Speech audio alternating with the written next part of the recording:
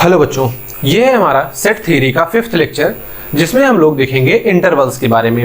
अब बच्चों इंटरवल क्या होता है, जैसे पिछले लेक्चर में हम लोगों ने देखा था कि सबसेट के बारे में। सबसेट बेसिकली क्या होता है कि एक इस तरह का सेट, जैसे मान लेते हैं हमारे पास दो सेट है, एक सेट है 1 2 3 और एक दूसरा सेट है B 1 2 3 4। क्योंकि A के सारे एलिमेंट B के अंदर प्रेजेंट है तो हम क्या कहेंगे, A is subset of B, इस तरह से लिखा जाता है। अब ऐसे नॉर्मल सेट जैसे रोस्टर फॉर्म में अगर इस तरह से एलिमेंट लिखने हो तो हम कुछ सेट के आसानी से लिख सकते हैं, लेकिन मान लेते हैं अगर हमें रियल नंबर की बात कर रहे हैं या रेशनल नंबर की बात कर रहे हैं या इर्रेशनल नंबर की बात कर रहे हैं तो वहां पे क्या होता है कि A कुछ दो नंबर के बीच में, कुछ नंबर नहीं बल्कि इनफाइनाइट नंबर्स प्रेजेंट होते हैं। जैसे हम बात करें 5 और 6 के बीच में, तो इसके बीच में कितने नंबर प्रेजेंट होंगे बच्चों, इनफाइनाइट रियल नंबर्स प्रेजेंट होंगे। तो इस तरह से रियल नंबर का अगर हमें सबसेट लिखना हो तो हम उसके बीच के सारे नंबर तो नहीं लिख सकते, हमें एक पूरा रेंज लेना होता है कि हम 5 से 6 तक के नंबर सारे के सारे ले रहे हैं या 6 से 7 तक के या -5 से जैसे 10 तक के। इस तरह से कोई हमें एक रेंज दी जाती है कि इसके बीच के सारे आपको रियल नंबर लेने हैं। जैसे अगर हम बात करें 3 से लेकर 5 तक की, तो इसके बीच में इनफाइनाइट नंबर होंगे बच्चों, 3.1 3.01 ऐसे इनफाइनाइट नंबर्स इसके बीच में आप लिख सकते हो। अब इतने सारे नंबर्स को इस तरह सेट के फॉर्म में लिखना आसान नहीं है, इसलिए हम लोगों ने इसके सबसेट को, रियल नंबर के सबसेट को लिखने के लिए एक नया तरीका बनाया जिसे हम लोग क्या कहते हैं, इंटरवल। तो बेसिकली इंटरवल क्या है कि रियल नंबर्स के सबसेट को रिप्रेजेंट करने का एक तरीका है। तो बात करते हैं इंटरवल्स की।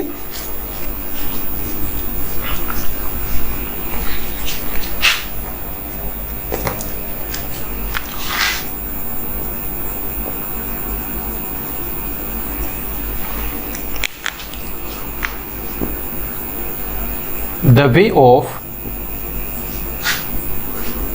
representing, this is the unique way of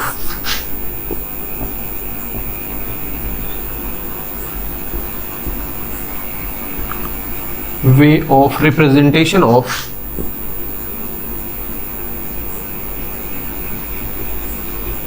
subset of real number।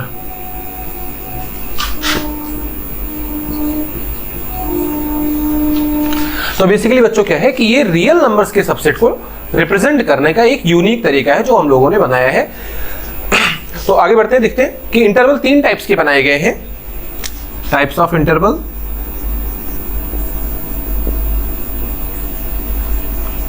Intervals बच्चों 3 टाइप्स के बनाए गए हैं। पहला है हमारा ओपन इंटरवल, दूसरा है हमारा क्लोज्ड इंटरवल और तीसरा है हमारा सेमी ओपन और semi closed interval.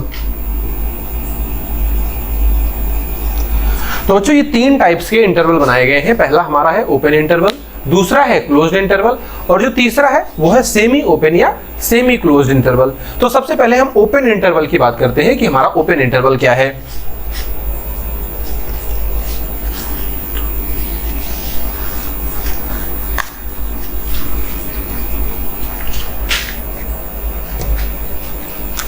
Open interval,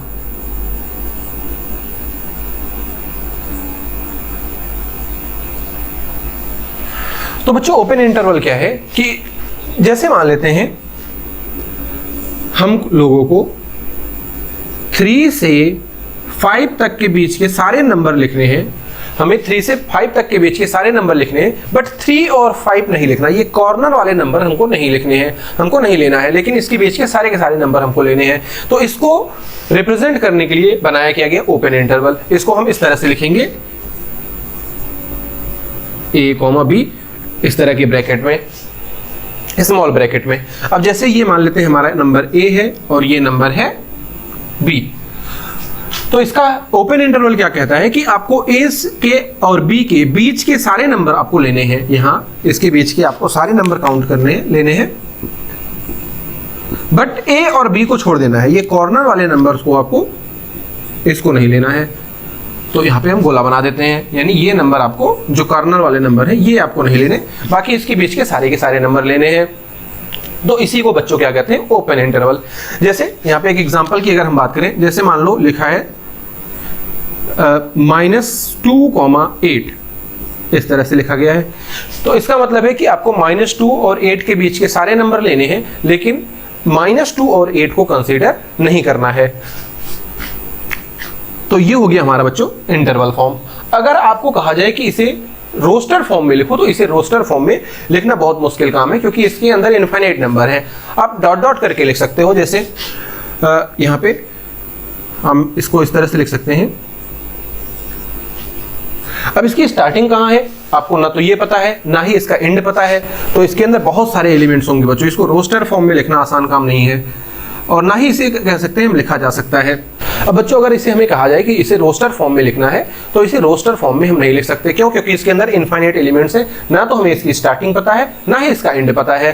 क्यों? क्योंकि -2 के बाद आप फर्स्ट नंबर कौन से लेंगे, 2.1 या 2.001, तो इसलिए स्टार्टिंग कहाँ पे है वो हमें नहीं पता। 2.01 या 2.00001, ये सारे नंबर इसी के बीच में आएंगे।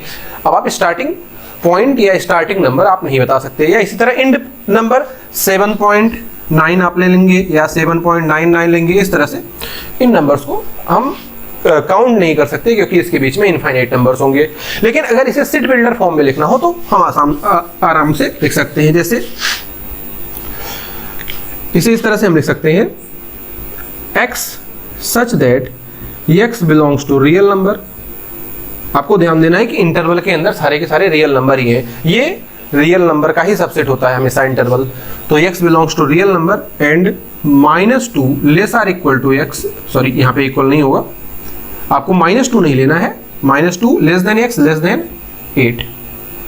तो इस तरह से इसको हम सेट बिल्डर फॉर्म में रिप्रेजेंट कर सकते हैं। यानी अगर इस ओपन इंटरवल को हमें सेट बिल्डर फॉर्म में लिखना है, तो ये हमारा क्या हो जाएगा बच्चों, x such that x belongs to real number a less than x less than b। यही है हमारा ओपन इंटरवल। तो आई होप कि आपको ओपन इंटरवल समझ में आ गया होगा। अब नेक्स्ट हम आगे बढ़ते हैं, दूसरा है हमारा क्लोज्ड इंटरवल। इसे हम रफ कर देते हैं।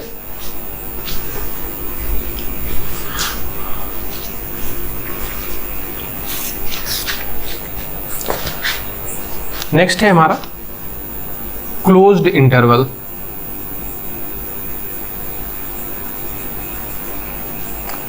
अब क्लोज्ड इंटरवल क्या होता है बच्चों, जैसे हम लोगों ने ओपन इंटरवल को क्या कहा कि आपको एंड वाले नंबर नहीं लेने हैं, आपको एंड वाले नंबर नहीं कंसीडर करने, केवल उसके बीच के आप नंबर्स ले सकते हैं। लेकिन अगर आपको कॉर्नर वाले नंबर भी लेने हैं, तो उसके लिए कौन सा इंटरवल बनाया गया है, क्लोज्ड इंटरवल। इसे इस तरह से लिखा जाता है, बड़े ब्रैकेट में a, b। इसका क्या मतलब है, मान लेते हैं ये हमारा नंबर है a, ये है हमारा नंबर b। तो आपको ये a भी लेना है, b भी लेना है, और इसके बीच के भी सारे नंबर कंसीडर करने हैं। इसी को हम क्या कहते हैं, क्लोज्ड इंटरवल। अब अगर हमें इसे सेट बिल्डर फॉर्म में लिखना हो तो क्या लिख सकते हैं, x such that x belongs to real number a less or equal to x less or equal to b। इस तरह से हम इसका सेट बिल्डर फॉर्म लिख सकते हैं। जैसे अगर हम यहाँ पे एक एग्जांपल की बात करें, मान लेते हैं हमको एग्जांपल दिया गया है -7,15। इसका मतलब है कि आपको -7 से ले करके 15 तक की सारी वैल्यू कंसीडर करनी है, इसके बीच की भी और ये कॉर्नर वाली वैल्यूज भी। अब अगर हम इसे सेट बिल्डर फॉर्म में लिखें तो क्या लिखेंगे, x such that x belongs to real number -7 less or equal to x less or equal to 15। तो ये है बच्चों हमारा क्लोज्ड इंटरवल। तो आई होप कि आपको क्लोज्ड इंटरवल समझ में आ गया होगा कि क्लोज्ड इंटरवल का क्या मतलब होता है। इसके बीच के भी नंबर आपको कंसीडर करने होते हैं और कॉर्नर वाले भी। अब आगे बढ़ते हैं, नेक्स्ट है थर्ड हमारा सेमी ओपन और सेमी क्लोज्ड इंटरवल।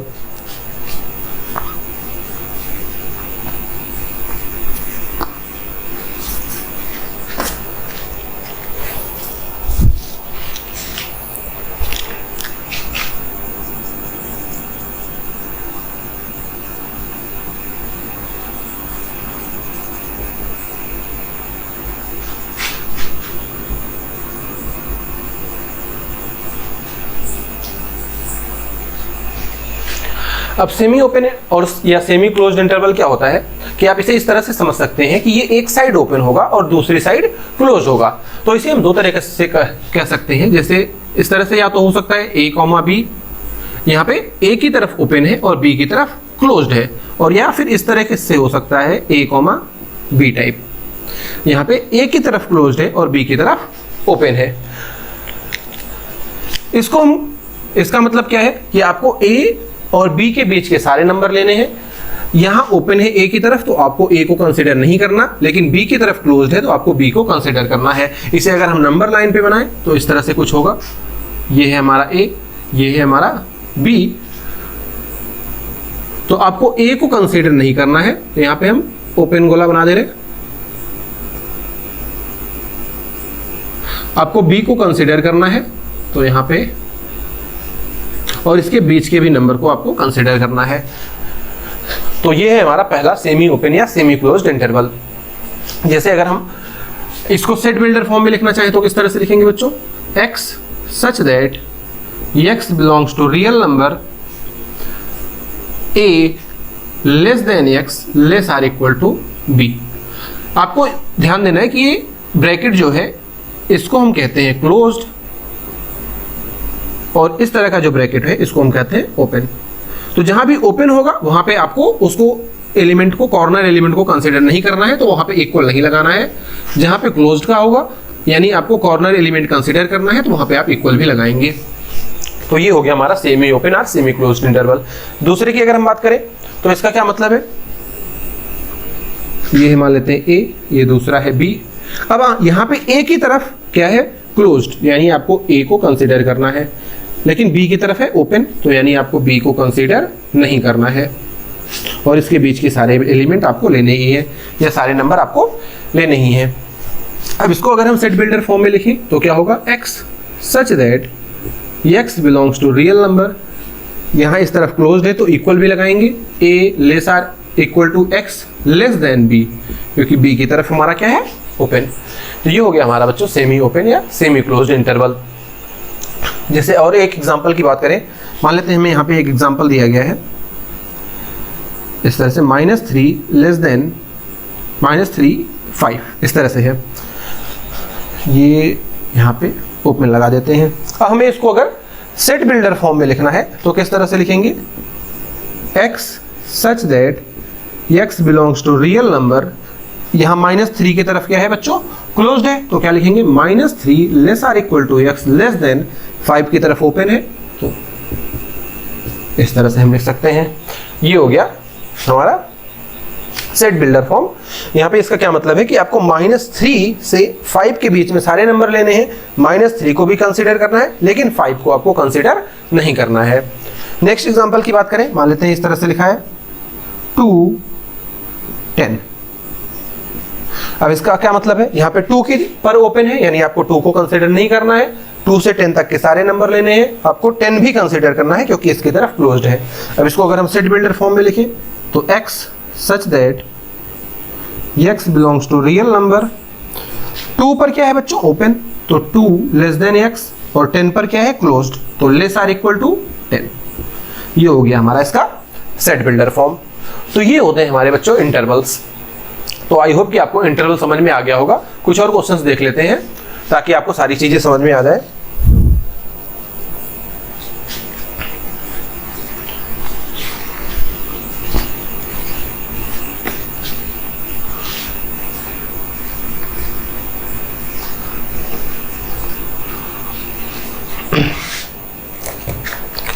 जैसे हमारा क्वेश्चन है, राइट फॉलोइंग सेट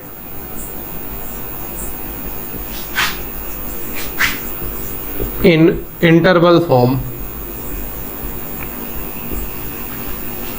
हमें कुछ सेट दिए गए हैं और उसको इंटरवल फॉर्म में लिखना है। पहला है a is equal to x such that x belongs to real number, 8 less than x less than 17। दूसरा है हमारा b is equal to x such that x belongs to natural number, -2 less than x less or equal to 13। Next है हमारा c is equal to x such that x belongs to rational number 8 less than x less than 15, यहाँ पे दोनों पर equal लगा हुआ है। Fourth है हमारा d is equal to x such that x belongs to real number 13 less than or equal to x less than 18। तो ये चार हमको एग्जांपल्स दिए गए बच्चों, इसको हमें इंटरवल फॉर्म में लिखना है। तो अब यहाँ से पहले से शुरू करते हैं। यहाँ पे क्या है, x such that x belongs to real number 8 less than x less than 17। यहाँ पे इक्वल साइन नहीं लगा है, यानी ये हमारा क्या होगा, ओपन इंटरवल। तो बच्चों यहाँ पे हमने ओपन इंटरवल बना दिया है और पहला 8 है, दूसरा 17, तो 8,17 ये हो गया हमारा simple interval form. Next B की बात करते हैं। अब यहाँ पे बच्चों आपको ध्यान देना है कि हमने क्या कहा, इंटरवल सिर्फ और सिर्फ किसके लिए होता है, रियल नंबर के लिए। लेकिन यहाँ पे x हमको क्या दिया गया है, नेचुरल नंबर लेना है, तो इसको हम इंटरवल फॉर्म में नहीं लिख सकते। नेचुरल नंबर को यहाँ पे इंटरवल की फॉर्म में नहीं लिखा जा सकता, cannot be written.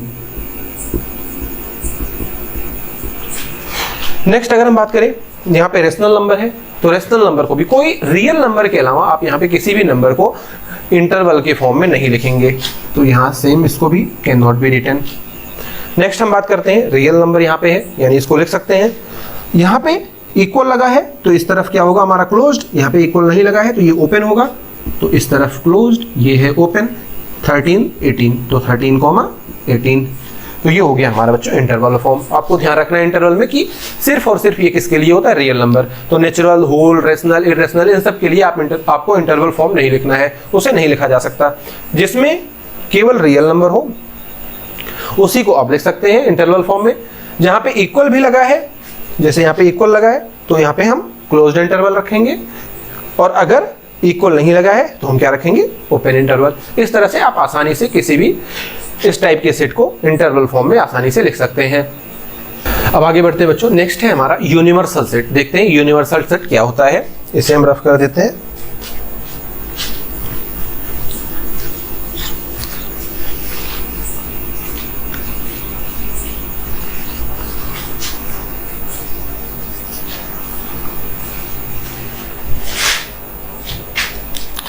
Universal set,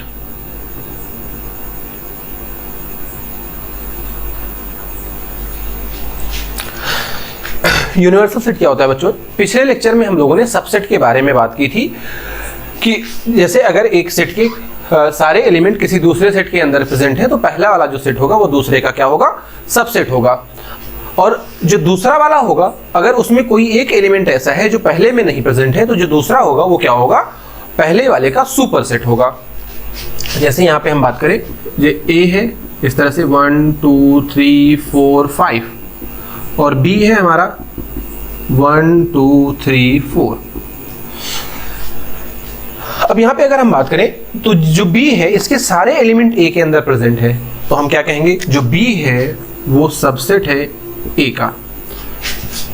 B के अंदर जो 5 है वो ए के अंदर 5 है वो बी में प्रेजेंट नहीं है, तो हम क्या कहेंगे, जो बी है वो ए का प्रॉपर सबसेट है। जो बी है वो ए का प्रॉपर सबसेट है क्योंकि दोनों इक्वल नहीं है, और क्योंकि ए में 5 है जो बी में प्रेजेंट नहीं है, इसलिए हम क्या कहेंगे, जो ए है वो बी का सुपर सेट है। B is subset of A and A is superset of B. तो ये चीजें हम लोगों ने पिछले लेक्चर में देख ली थी। अब बच्चों यूनिवर्सल सेट क्या होता है, मान लेते हैं आपके पास कई सारे सेट दिए गए हैं, आपको कई सारे सेट दिए गए हैं, तो उन सबका जो सुपर सेट होगा उसी को हम कहते हैं यूनिवर्सल सेट। जैसे यहां पे हम बात करें,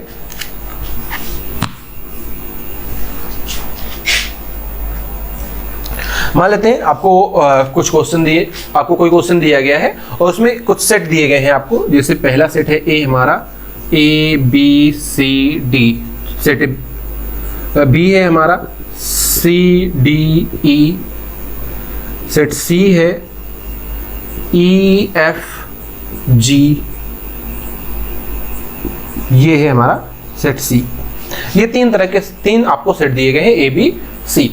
अब यूनिवर्सल सेट क्या होगा बच्चों, इन सब का आपको सुपर सेट लिख देना है, यानी एक ऐसा सेट लिखना है जिसके अंदर ये इन सभी सेट के एलिमेंट्स प्रेजेंट हों। तो यहां पे अगर हम लिखना चाहें तो क्या हो जाएगा, A B C D E F G, यही हमारा बच्चों क्या हो गया, universal set. Basically universal set क्या है कि आपके जितने भी सेट होते हैं उन सभी का एक सुपर सेट, उसी को हम क्या कहते हैं, यूनिवर्सल सेट, या एक ऐसा सेट जिसके अंदर सभी सेट के एलिमेंट प्रेजेंट हो, उसी को हम क्या कहेंगे, यूनिवर्सल सेट। अब आगे बढ़ते हैं बच्चों, कुछ और एग्जांपल देखते हैं यूनिवर्सल सेट के।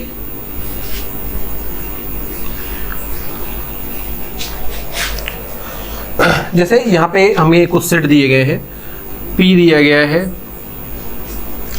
2 4 6 8 10,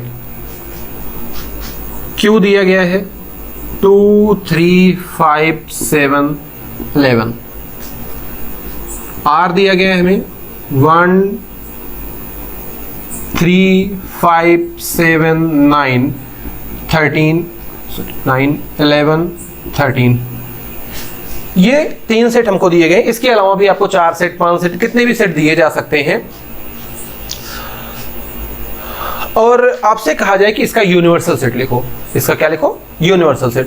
तो आपको यूनिवर्सल सेट लिखने के लिए क्या करना है बच्चों कि इन सभी सेट के एलिमेंट्स को मिलाकर के एक सेट तैयार कर देना है, वही क्या हो जाएगा, इन सबका यूनिवर्सल सेट। तो यहां पे अगर हम इसका यूनिवर्सल सेट लिखें तो क्या हो जाएगा, 1 2 3 4 5 6 7 8 9 10 11 12 नहीं है, 12 लिखने की कोई ज़रूरत नहीं, तो यहाँ पे हम 13 लिख देते हैं, क्योंकि 12 यहाँ पे किसी के अंदर प्रेजेंट नहीं है। तो चाहे हम 12 लिखें या ना लिखें, आप लिख भी सकते हैं, आप इससे ज़्यादा भी नंबर लिख सकते हैं। यूनिवर्सल सेट का सिर्फ इतना मतलब है कि इन सभी सेट के एलिमेंट उसके अंदर प्रेजेंट होने चाहिए। उससे ज़्यादा कितने भी एलिमेंट प्रेजेंट हो सकते हैं, हो सकता है उससे ज़्यादा एक भी ना हो सकता है उससे ज़्यादा बहुत सारे हों। जैसे यहाँ पे हम 14 15 16 जितने मर्जी चाहे उतने एलिमेंट और बढ़ाकर लिख सकते हैं। तो ये हमारा क्या होगा बच्चों, यूनिवर्सल सेट। सिर्फ इस बात से मतलब है कि इन सभी सेट के एलिमेंट इसके अंदर आ जाए। तो इन सभी सेट के एलिमेंट यहाँ पे आ गए, चाहे तो हम यहाँ पे 12 लिख सकते हैं, चाहे तो आप ना लिखें, कोई फर्क नहीं पड़ता। यूनिवर्सल सेट ये हमारा बन गया। तो आगे बढ़ते हैं नेक्स्ट एग्जांपल की तरफ।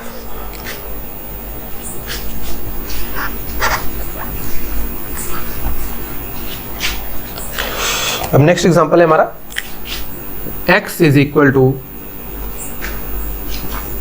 2 4 8 16 32। सेट B है हमारा, या सेट Y है 3 9 27 81। सेट Z है हमारा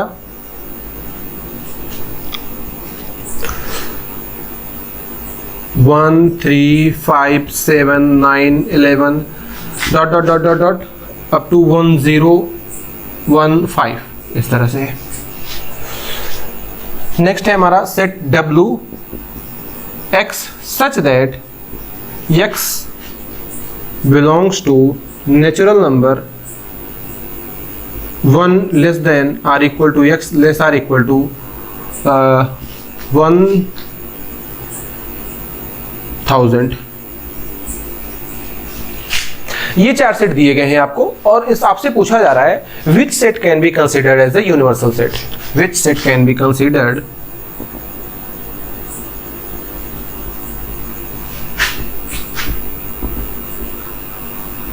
एज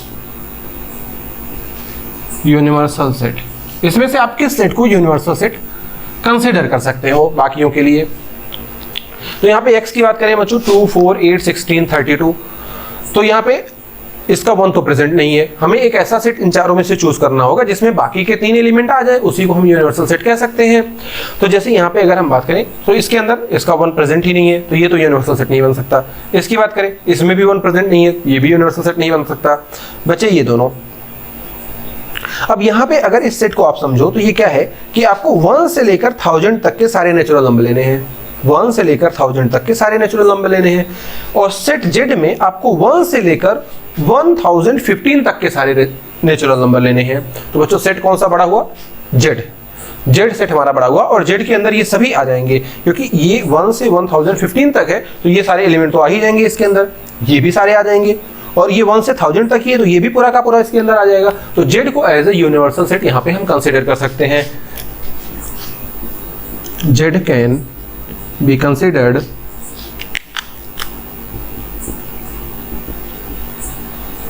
एज यूनिवर्सल सेट।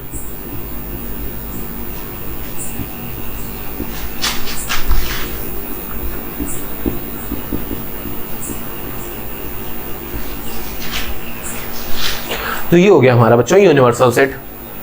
और बच्चों जो यूनिवर्सल सेट होता है उसको हम कैपिटल यू से रिप्रेजेंट करते हैं। यूनिवर्सल सेट को हम कैपिटल यू से रिप्रेजेंट कर सकते हैं। तो यहाँ पे जेड को हम एज ए कैपिटल यू लिख सकते हैं। यू है हमारा जेड, यूनिवर्सल सेट हमारा जेड सेट बन जाएगा। तो आगे बढ़ते हैं बच्चों। तो आपको आई होप कि यूनिवर्सल सेट समझ में आ गया होगा। अब आगे बढ़ते हैं। अब आगे हम लोग देखते हैं कि सेट थ्योरी में बहुत सारे सिंबल्स बनाए गए हैं, कई सारे सिंबल्स बनाए गए जिसका अलग अलग यूज है। जैसे अभी हम देख सकते हैं कि सबसेट के लिए सिंबल है, सुपर सेट के लिए सिंबल है, और प्रॉपर सबसेट के लिए सिंबल है, belongs to, does not belongs to, such that, ऐसे बहुत सारे सिंबल्स हैं जो सेट थ्योरी में यूज किए जाते हैं। तो सभी सिंबल्स का हम आपको मतलब बता देते हैं ताकि आपको वो सिंबल्स जहां भी दिखे आप समझ सकें कि वो क्या रेफर कर रहा है। तो आगे बढ़ते हैं, देखते हैं सिंबल्स कौन कौन से हैं सेट थ्योरी में। इसे हम रफ कर देते हैं।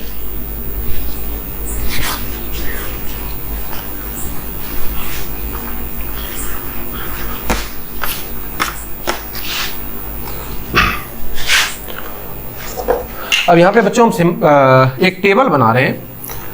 इधर हम लिखेंगे सिंबल, यहाँ सिंबल बनाएंगे। इधर हम लिखेंगे उसका नेम, या उसे पढ़ेंगे क्या, रीड एज।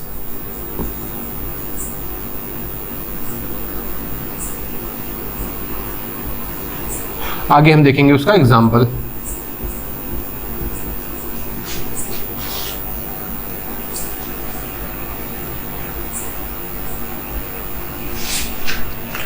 तो जो सबसे पहला सिंबल यूज है वो है हमारा सच दैट। ये सिंबल इस तरह से होता है या फिर इस तरह से एक लाइन बनी होती है।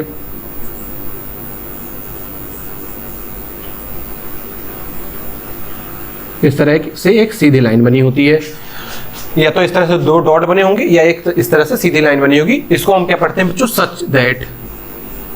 सच दैट इसका मतलब क्या है कि आपको मान लेते हैं कोई एलिमेंट एज्यूम करना है, आगे उसकी प्रॉपर्टी लिखनी है, तो बीच में हम क्या लगाएंगे? Such that. एक एलिमेंट है हमारा x, आगे सच दैट, ये इसकी प्रॉपर्टी है। जैसे यहाँ पे हम लिखें एक सेट हमको a लिखना है, हम क्या लिखेंगे? x such that x belongs to natural number 4 less than x less than 10। तो ये सच दैट है। इसका क्या मतलब है कि हमने एक एलिमेंट x एज्यूम किया, आगे इसकी प्रॉपर्टी है, तो सच दैट यहाँ पे लगाएंगे हम। या इस तरह का सिंबल भी यहाँ पे हम यूज कर सकते हैं। दोनों में से कोई भी सिंबल यूज किया जा सकता है। आगे बढ़ते हैं नेक्स्ट।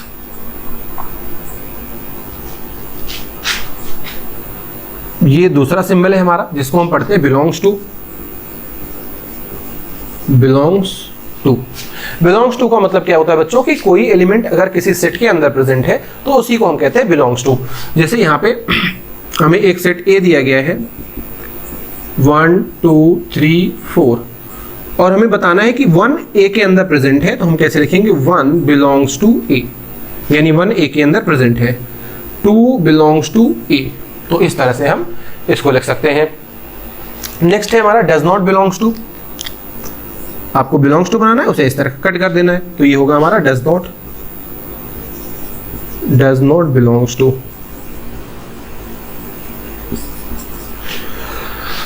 ये क्या बताता है बच्चों? अगर कोई एलिमेंट किसी सेट के अंदर प्रेजेंट नहीं है तो उसको हम क्या कहेंगे? Does not belongs to. जैसे यहाँ पे ए हमको एक सेट दिया गया है ए बी सी डी, लेकिन ई इसके अंदर प्रेजेंट नहीं है, तो हम क्या लिखेंगे? ई डज नॉट बिलोंग्स टू ए।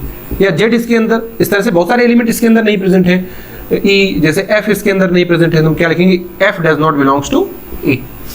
तो ये हो गया हमारा डज नॉट बिलोंग्स टू। और नेक्स्ट है हमारा देयर एग्जिस्ट। इस तरह का सिंबल बना होता है बच्चों, इसको हम पढ़ते हैं देयर एग्जिस्ट। यानी आपको इसका क्या मतलब है कि कम से कम कुछ चीजें हैं जो आगे एग्जिस्ट कर रही होंगी, आपको इस तरह से प्रॉपर्टी दी गई होगी। जैसे हम कहें कि there exist x belongs to real number such that x square less than 16। तो अब देयर एग्जिस्ट का क्या मतलब है बच्चों, यानी कम से कम एक x ऐसा जरूर होगा कि जिसका x स्क्वायर यानी उसका स्क्वायर करेंगे तो वो 16 से छोटा होगा। यानी कम से कम एक ऐसा रियल नंबर जरूर होगा, x belongs to real number, यानी एक ऐसा रियल नंबर जरूर होगा, क्योंकि इसके आगे देयर एग्जिस्ट लग गया है, तो कम से कम एक ऐसा रियल नंबर जरूर होगा जिसका स्क्वायर 16 से छोटा होगा। तो कम से कम एक है, यानी आगे बहुत सारे ऐसे रियल नंबर हो सकते हैं। जैसे हम 1 की बात करें, 1 का स्क्वायर 16 से छोटा है, 2 का स्क्वायर 16 से छोटा है, तो यहाँ पे हम लगाते हैं देयर एग्जिस्ट। जब कम से कम एक सोल्यूशन एग्जिस्ट करता हो आगे की चीजों का, तो उसके आगे हम क्या लगाते हैं, देयर एग्जिस्ट। नेक्स्ट है हमारा देयर डज नॉट एग्जिस्ट। इस तरह से आपको बनाना है, इसको कट कर देना है, तो ये हो जाएगा देयर डज नॉट एग्जिस्ट, यानी आगे कोई भी सॉल्यूशन एग्जिस्ट नहीं करेगा। जैसे हम कहें there does not exist x belongs to natural number such that x square is equal to 0। यानी कि यहाँ पे क्या कर रहा है कि कोई ऐसा नेचुरल नंबर एग्जिस्ट नहीं करता जिसका स्क्वायर 0 हो। तो जाहिर सी बात है कोई ऐसा नेचुरल नंबर होता ही नहीं है, क्योंकि नेचुरल नंबर की शुरुआत तो 1 से होती है, और 1 का स्क्वायर 1, 2 का स्क्वायर 4, 3 का स्क्वायर 9, तो इस तरह से आगे बढ़ता जाएगा। तो कोई भी ऐसा नेचुरल नंबर होता ही नहीं है बच्चों जिसका स्क्वायर क्या हो, 0। तो इसे हम इस तरह से लिखेंगे देयर डज नॉट एग्जिस्ट। जब कोई भी सोल्यूशन किसी चीज का एग्जिस्ट नहीं करता तो उसको आगे हम क्या लगाते हैं, देयर डज नॉट एग्जिस्ट। आगे बढ़ते हैं, अब हम लोग आगे बढ़ते हैं, आगे कुछ और सिंबल देखते हैं।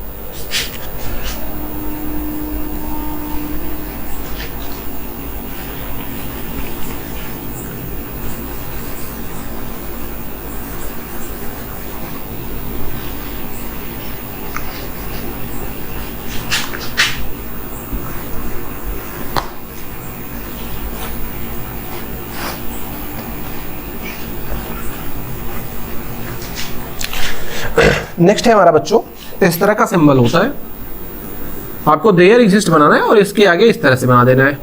इसको हम पढ़ते हैं there exist exactly 1। There exist exactly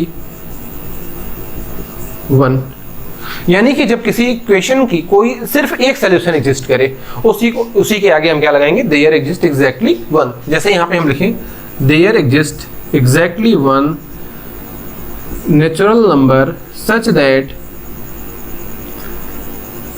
x square minus 1 equal to 0। तो यहां पे बच्चों केवल एक ही ऐसा नेचुरल नंबर एग्जिस्ट करेगा, या यहां पे 4 लिख देते हैं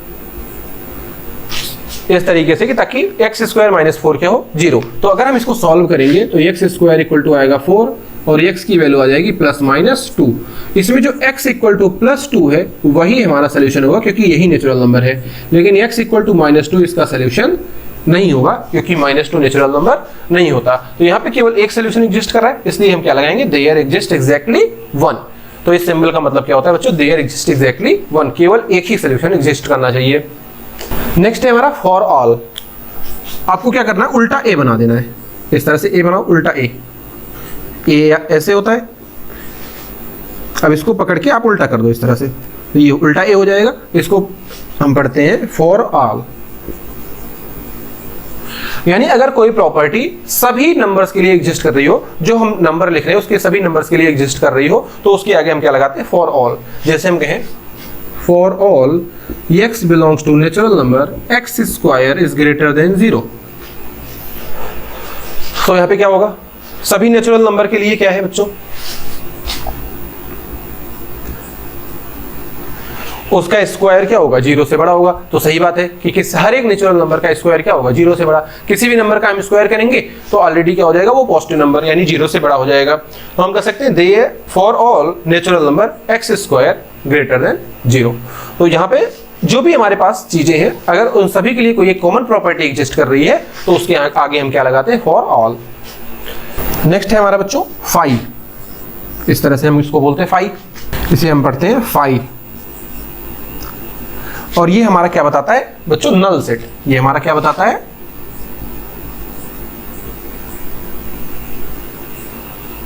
इट रिप्रेजेंट नल सेट। यानी अगर कोई सेट एम्प्टी है, उसके अंदर कोई भी एलिमेंट नहीं है, तो उसको हम किससे लिखते हैं, फाई से, यानी नल सेट। जैसे हम यहां पे लिखें a equal to x such that x belongs to natural number x square plus 1 equal to 0। अब x square plus 1 equal to 0 को अगर हम सॉल्व करेंगे तो हमारा आंसर नेचुरल नंबर तो नहीं आएगा, क्योंकि किसी भी नेचुरल नंबर का स्क्वायर प्लस 1 0 कभी नहीं हो सकता। तो इस सेट के अंदर कोई भी एलिमेंट नहीं प्रेजेंट होगा, इसलिए इसको हम किससे लिखेंगे, फाई से, जो है हमारा नल सेट। नेक्स्ट है हमारा यू, अभी अभी हम लोगों ने पढ़ा यूनिवर्सल सेट।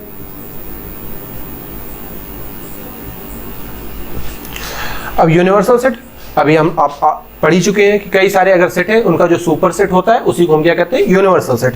जैसे यहाँ पे ए है हमारे पास, A B C D, B है सी डी ई एफ, तो इसका यूनिवर्सल सेट हम कैसे लिख देंगे बच्चों, A B C D E F, ये हो गया इनका यूनिवर्सल सेट। अब आगे बढ़ते हैं और सिंबल्स देखते हैं, इसे हम रफ कर देते हैं।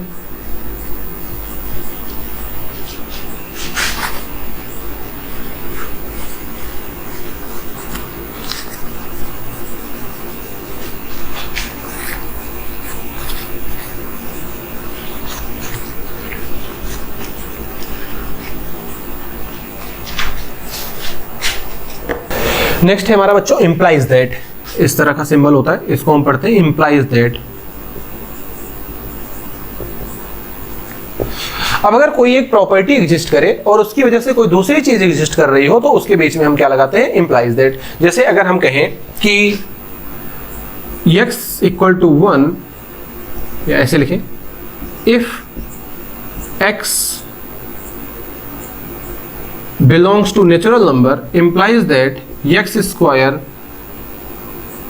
is greater than 0।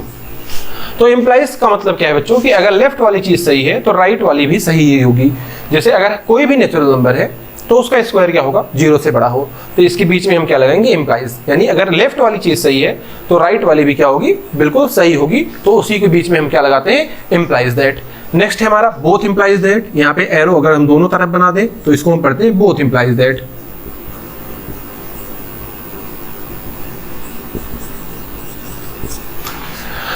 अब ये हम कहां पे लगाते हैं कि अगर हमारे पास दो चीजें हैं, अगर लेफ्ट है तो राइट भी होनी चाहिए और राइट है तो लेफ्ट भी होना चाहिए, तो उसके बीच में हम क्या लगाते हैं, बोथ इम्प्लाइज दैट। जैसे यहां पे हम कहें if x belongs to real number implies that, या both implies that, यहाँ पे both implies that हम लगा देंगे, x square is greater or equal to 0। अब यहाँ पे बच्चों बोथ इम्प्लाइज का मतलब है कि अगर कोई भी हम रियल नंबर लें तो उसका स्क्वायर क्या होगा, 0 से बड़ा, सही बात है। और अगर कोई भी हम नंबर का स्क्वायर करें और वो 0 से बड़ा है तो जाहिर सी बात है वो क्या होगा, हमारा रियल नंबर। तो यहाँ पे हम क्या लगाएंगे, बोथ इम्प्लाइज दैट। लेकिन अगर यहीं पे हम लगाते x belongs to natural number both implies that x square greater or equal to 0, ये बात गलत हो जाती है। क्यों? क्योंकि सिर्फ नेचुरल नंबर का ही स्क्वायर 0 से बड़ा नहीं होता। अगर किसी नंबर का स्क्वायर, जैसे हम -1 की बात करें, -1 का स्क्वायर हम करेंगे वो आएगा 1, जो हमारा 0 से क्या है, बड़ा है। लेकिन -1 हमारा नेचुरल नंबर नहीं है, यानी यहाँ पे हम -1 का स्क्वायर तो ले सकते हैं लेकिन -1 नेचुरल नंबर नहीं है, तो यहाँ पर बोथ इम्प्लाइज हम नहीं लगा सकते। तो बोथ इम्प्लाइज का केस आपको बहुत ध्यान से देखना है कि अगर लेफ्ट सही है तो राइट एग्जिस्ट करना चाहिए, राइट है तो लेफ्ट भी एग्जिस्ट करना चाहिए, या लेफ्ट भी सही होना चाहिए हर एक नंबर के लिए। तो वहां पे हम क्या लगाते हैं, बोथ इम्प्लाइज दैट। इस तरह का सिंबल होता है, इसे हम थोड़ा सही से बना देते हैं। ये है हमारा बच्चों बोथ इम्प्लाइज दैट। तो यहाँ पे हम बोथ इम्प्लाइज नहीं लगा सकते, नेचुरल नंबर या होल नंबर भी हम नहीं ले सकते, रेशनल नंबर भी नहीं ले सकते, क्योंकि इरेशनल नंबर का स्क्वायर भी क्या होता है, 0 से बड़ा होता है। तो रियल के लिए ही यहाँ पे हम बोथ इम्प्लाइज लगा सकते हैं। तो आपको बोथ इम्प्लाइज जब भी लगाएं तो बहुत ख्याल से लगाएं, बहुत ध्यान से लगाएं कि वो चीज़ें क्योंकि गलत भी हो सकती हैं। अब इसे हम रफ कर देते हैं, आगे बढ़ते हैं अपने अगले सिंबल की तरफ। नेक्स्ट है हमारा इक्विवेलेंट। इस तरह का है, हम लोगों ने इक्विवेलेंट पढ़ा था। इक्विवेलेंट सेट, जब दो सेट का कार्डिनल नंबर सेम होता है उसको हम क्या कहते हैं, इक्विवेलेंट सेट। तो ये है हमारा इक्विवेलेंट का साइन। जैसे हम कहें A इक्वल टू है हमारा 1 2 3 और B इक्वल टू है हमारा A B C, दोनों का कार्डिनल नंबर सेम है तो हम कह सकते हैं A is equivalent to B। तो ये है हमारा इक्विवेलेंट का साइन। Next subset. ये जो साइन है, ये जो साइन है हम लोगों ने पिछले लेक्चर में पढ़ा था, ये बच्चों किसका होता है, सबसेट का। जैसे हम कहें एक सेट हमारे पास A equal to X Y Z और एक W है, एक सेट B है जो है X Y Z W। तो यहाँ पे A के सारे एलिमेंट B के अंदर प्रेजेंट है तो हम क्या लिखेंगे, A is subset of B। तो आई होप कि आपको इतने सिंबल समझ में आ गए होंगे। और आगे देखते हैं, अभी बहुत सारे सिंबल्स बचे हुए हैं।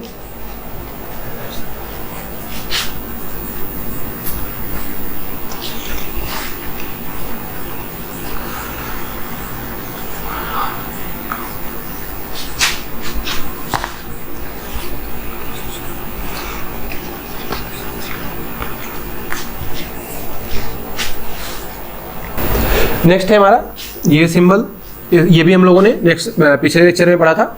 ये हमारा बच्चों है सुपर सेट। जैसे हमारे पास एक सेट A है X Y Z, एक सेट B है X Y Z W। अब इसके सारे एलिमेंट इसमें प्रेजेंट है तो हम क्या लिखेंगे, A is subset of B। लेकिन B में एक है W जो A में नहीं प्रेजेंट है तो हम क्या लिखेंगे, B is superset of A। तो सुपर सेट का मतलब क्या होता है बच्चों, कि इधर के सेट के सारे एलिमेंट इसके अंदर प्रेजेंट है लेकिन इसके अंदर कम से कम एक एलिमेंट ऐसा है जो इसमें नहीं प्रेजेंट है। B में कम से कम एक एलिमेंट ऐसा है जो A में नहीं प्रेजेंट है लेकिन A के सारे एलिमेंट B में प्रेजेंट है, तो इसी को हम क्या कहते हैं, सुपर सेट। अगला है हमारा प्रॉपर सबसेट। अगर इक्वल का साइन नहीं लगाए तो इसको हम बोलते हैं प्रॉपर सबसेट। तो बच्चों अगर B A का सबसेट है तो A B का क्या होता है, प्रॉपर सबसेट। अगर दो सेट के इक्वल होने के चांसेस नहीं है लेकिन एक सेट दूसरे का सबसेट है तो हम क्या, इसी को क्या कहेंगे, ये हमारा क्या है, प्रॉपर सबसेट। नेक्स्ट, अगर इस तरह का सिंबल बना हुआ है तो इसको हम क्या कहेंगे, नॉट सबसेट। जैसे A हमारा लिखा है X Y Z, B लिखा है 1 2 3, तो क्या इसमें से कोई भी एक सेट दूसरे का सबसेट हो सकता है, नहीं हो सकता। तो यहाँ पे हम क्या लिखेंगे, A is not subset of B या B is not subset of A। तो ये हो गया हमारा नॉट सबसेट। या नॉट सबसेट को ही इस तरह से भी लिखा जाता है, प्रॉपर सबसेट को बना के आपको कट कर देना है। चाहिए ये दोनों ही में ही, इसको दोनों ही हम क्या पढ़ेंगे, नॉट सबसेट।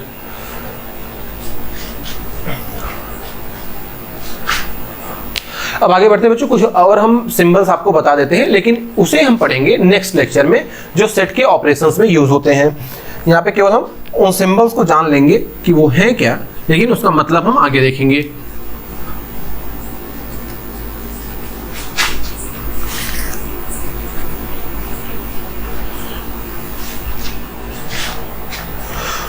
जैसे बच्चों अगर इस तरह का सिंबल बना है इसको हम पढ़ते हैं यूनियन। क्या है ये हम आगे देखेंगे। इस तरह का सिंबल बना है उल्टा यू, इसको पढ़ते हैं इंटरसेक्शन। अगर किसी सेट के ऊपर इस तरह से C लिखा है या फिर उसके ऊपर इस तरह से डैश बना है, C लिखा है या फिर डैश बना है, इसको हम पढ़ते हैं कॉम्प्लीमेंट।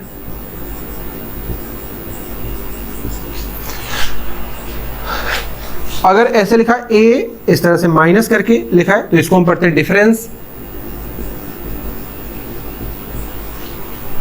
अगर ए ऐसे दो सेट के बीच में एक ऐसा ट्रायंगल बना है, ट्रायंगल शेप इस तरह से बना हुआ है, तो इसको हम पढ़ते हैं बच्चों सिमेट्रिक डिफरेंस। Symmetric difference. तो ये कुछ सिंबल्स हैं जिसे हम अगले लेक्चर में देखेंगे। ऑपरेशन इन सेट में union, intersection, complement, difference, symmetric difference, ये सब हम अगले लेक्चर में देखेंगे क्या होता है। तो इसी के साथ बच्चों आज का लेक्चर खत्म करते हैं। आई होप कि आज का लेक्चर आपको समझ में आया होगा और आपको कोई भी डाउट नहीं होगा। अब आपको क्या करना है, नीचे डिस्क्रिप्शन बॉक्स में हमारी वेबसाइट की लिंक दी गई है, आपको वेबसाइट पर जाना है और इस लेक्चर के नीचे जो भी क्वेश्चन सीट है आपको उसे सॉल्व करना है। सिंपली वेबसाइट पर जाके आपको बहुत ही ईजी है, आपको अपनी क्लासेस दिखेंगी ऊपर, जो हेडर है उसमें आपको क्लासेस दी गई हैं 9, 10, 11, 12। आपको अपनी क्लास पे जाना है, सब्जेक्ट चूज करना है और पहले चैप्टर सेट थ्योरी पर क्लिक करना है। ये है हमारा 5th लेक्चर। तो आपको 5th लेक्चर के नीचे सीट नंबर 5 मिलेगी, तो आपको उस 5th नंबर की सीट को सॉल्व करना है ताकि आपके सारे डाउट पूरी तरह से क्लियर हो जाए। तो इसी के साथ बच्चों आज का लेक्चर यहीं पे हम लोग खत्म करते हैं। मिलते हैं नेक्स्ट लेक्चर में, तब तक के लिए आप पढ़ते रहें।